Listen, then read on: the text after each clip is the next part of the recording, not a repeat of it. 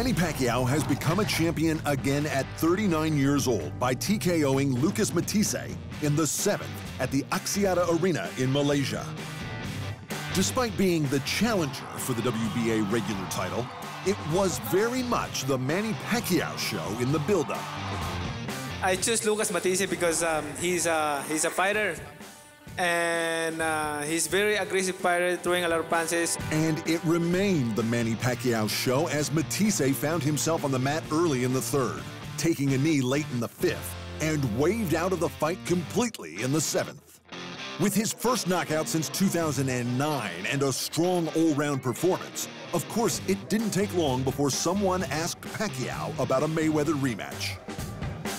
Why we are disturbing him? He's not in boxing anymore. Okay. Second, if he has decided to go back to in boxing, then that's the time that we are going to call the shot. It's up to him. Maybe he want to come back in boxing and let's do a second one or find another opponent. There's a lot of good boxers there that we can fight.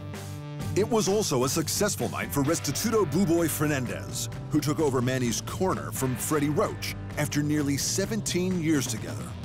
Unified heavyweight champion Anthony Joshua has officially announced that he will be defending his 3 belts against 34-1 Russian challenger Alexander Povetkin on September 22nd at Wembley Stadium in London.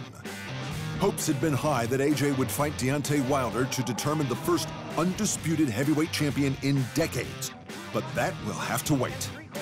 For now, the bout between Joshua and Povetkin, both Olympic gold medalists, is an intriguing matchup. Should Povetkin win, there is a high chance that he will face Wilder for the unified title anyway, as the two were scheduled to fight in 2016 before Povetkin tested positive to trace amounts of meldonium. Should AJ win, promoter Eddie Hearn has already booked Wembley for April 13th next year for what everyone hopes will be the Wilder fight. And it was all action at One Championship's Pursuit of Power in Kuala Lumpur, as Sebastian Katastam spoiled Agalantani's homecoming. It was a brutal left hook in the 3rd that began the end for the local hero.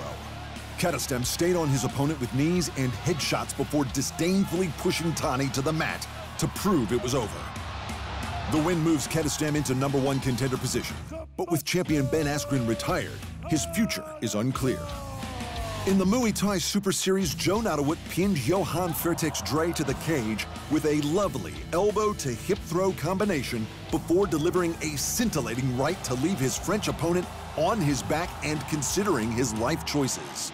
And longtime fan favorite Ariel Sexton decided one submission wasn't enough when he locked a reverse triangle on Japan's Kota Shimoishi before slapping on an Americana for good measure. It's unclear which technique Shimoishi tapped to. At UFC Fight Night 133, Nico Price and the returning Chad Mendes took home performance bonuses, and fight of the night went to Raoni Barcelos and Kurt Holobaugh's smorgasbord of knuckle sandwiches. In other results at One's Pursuit of Power, Tyler McGuire upset Luis Sapos Santos with a unanimous decision, and Narantungalag Jadamba continued his late career run of form over Kazuki Tokodomi.